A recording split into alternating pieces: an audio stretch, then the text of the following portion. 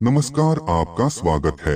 दोस्तों, गरुड़ पुराण में जिस प्रकार से एक गृहस्थ पुरुष के लिए कठोर नियमों का वर्णन किया गया है, उसी प्रकार से पतिव्रता स्त्रियों के लिए भी महत्वपूर्ण नियम बताए गए हैं। जो भी स्त्री इन नियमों का पालन नहीं करती है, उसका सौभाग्य नष्ट हो जाता है और जीवन में दुर्भाग्य आता है। असती स्त्री पर माँ लक्ष्मी की कभी कृपा नहीं होती है।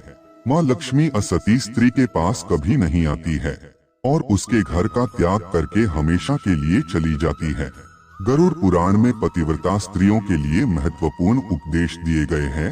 यदि पति घर पर ना हो और किसी महत्वपूर्ण कार्य के लिए वह दूर किसी गांव चला गया हो, तो पतिव्रता नारियों को कैसे रहना चाहिए, उन्हें कौन से कार्य नहीं करने चाहिए, इस विषय में बहुत ही महत्वपूर्ण ज्ञान दिया गया है। जो भी स्त्री शास्त्रों में बताए गए इन नियमों का पालन करती है, उसके जीवन में सदा ही सुख शांति बनी रहती है। और जो स्त्री इन नियमों का पालन नहीं करती है, उसका परिवार टूट जाता है, पति पत्नी में प्रेम कम हो जाता है और उनके रिश्ते में दरार पड़ जाती है। शास्त्रों में स्त्रियों को घर की लक्ष्मी कहा गया है, इसीलिए स्त्रियों को माँ लक्ष्मी के समान ही गुणवान रहना चाहिए। चरित्रवान और पतिव्रता स्त्री से तो देवता भी भयभीत रहते हैं। यम के दूत भी डरते डरते उसके द्वार पर आते हैं। आठ पतिव्रता नारी की महिमा अपरंपार है। पतिव्रता स्त्री ही अपने पति के उन्नति का साधन होती है।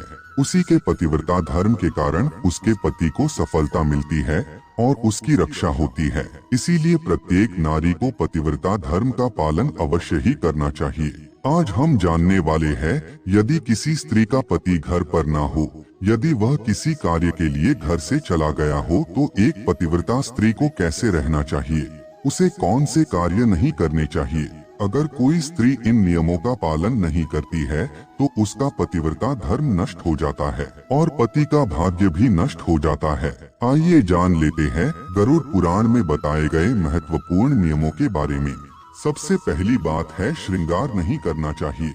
गरुड़ पुराण के अनुसार अगर किसी स्त्री का पति बाहर गया हो, तो उस पतिव्रता नारी को स्नान आदि करना चाहिए, किंतु श्रृंगार नहीं करना चाहिए, क्योंकि स्त्री के श्रृंगार का महत्व केवल पति के लिए होता है।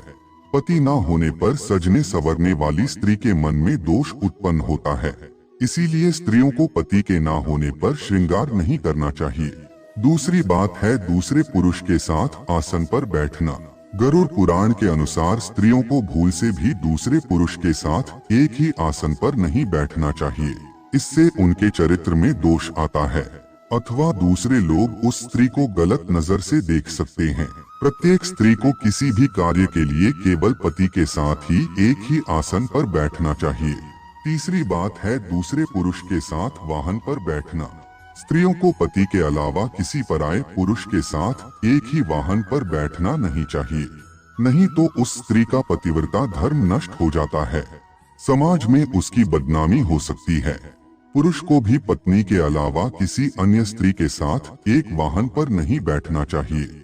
चौथी बात है, पराये पुरुष को घर में आश्रय देना। गरुड़ पुराण में कहा गया है कि स्त्रियों को कभी भी पति के घर पर ना होने पर पराये पुरुष को घर पर आश्रय नहीं देना चाहिए। इससे उनके चरित्र में दोष आ जाता है। स्त्री और पुरुष का रिश्ता आग और फूस की तरह होता है। छोटी सी भी चूक भयंकर परिस्थिति निर्माण कर सकती है। इसीलिए स्त्रियों को सावधान ही रहना चाहिए। पांचवी बात है, दूसरे के घर में रहना। गरुड़ पुराण के अनुसार किसी भी स्त्री को पति के दूर जाने पर किसी दूसरे के घर में नहीं रुकना चाहिए, अन्यथा वह पथभ्रष्ट हो सकती है। पति के घर को छोड़कर दूसरे के घर में निवास करने वाली स्त्री का पतिव्रता धर्म नष्ट हो जाता है।